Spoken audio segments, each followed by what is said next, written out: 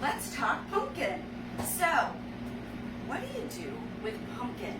You know, that time of year when we have tons of pumpkins that we're carving for Halloween, or we're decorating on our porch steps for Thanksgiving, and then afterwards there they sit. What do you do with them, or can you do anything with them at all?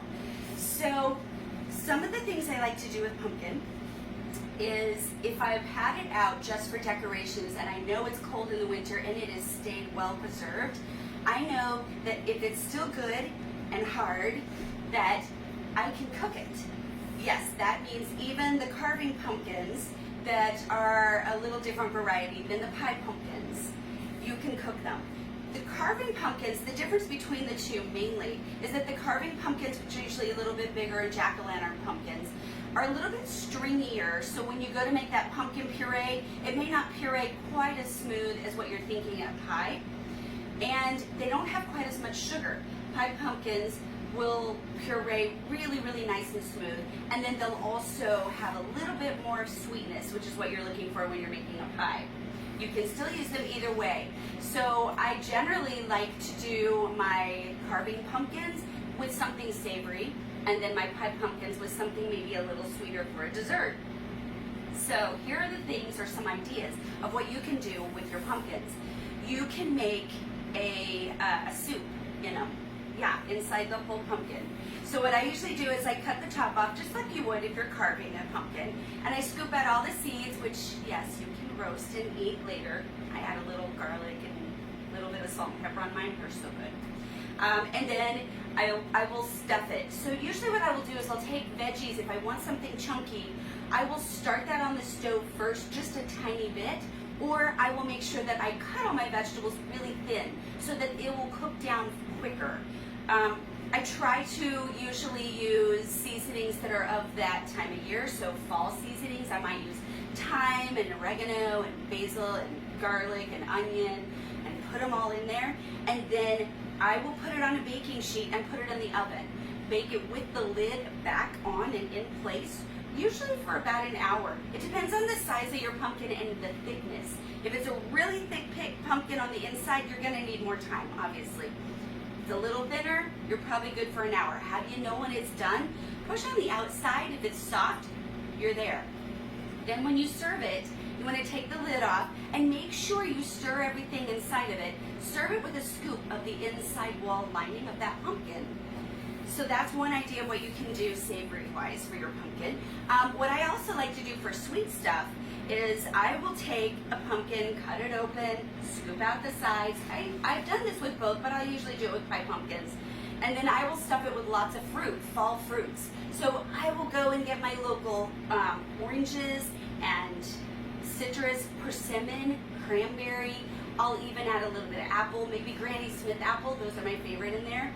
And maybe some nuts like pistachio.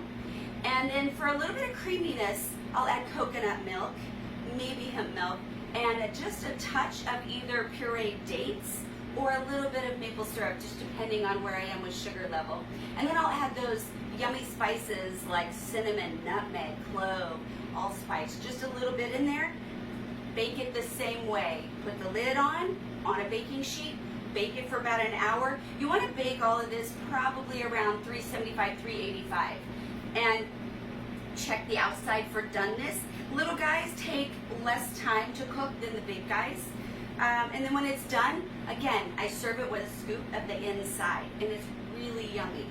So that's something different that you can do with your pumpkins rather than having them sit out there and rot.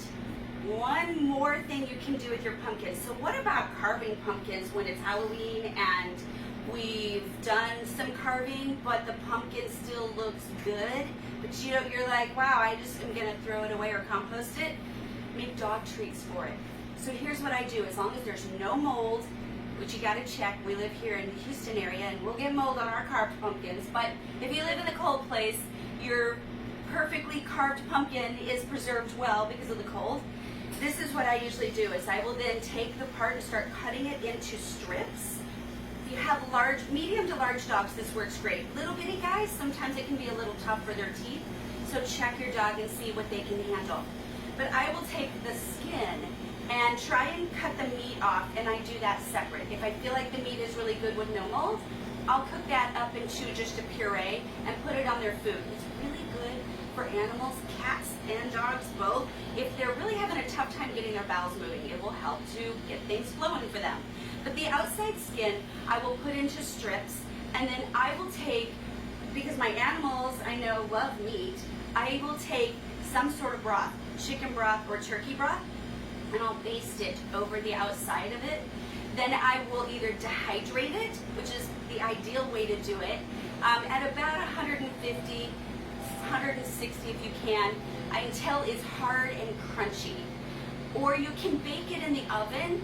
I usually bake it at about a little bit higher, maybe 385 degrees, until maybe, it just depends on your oven, but maybe 30 minutes until it's crunchy, because you don't want it too chewy. And those make great dog treats. It's also very healthy for them. And it's another way you can keep from wasting all that pumpkin. So what exactly does pumpkin do for you? So pumpkin is amazing for in vitamin A for the eyes and lutein. So this helps support eyes and eyesight, the inside, all the yummy, even the seeds, all of that will help with that. It also has a lot of vitamin C in it. So it's good for the immune system, and of course that's the food that's going to grow the most during the time of year in the winter when we need it the most, right?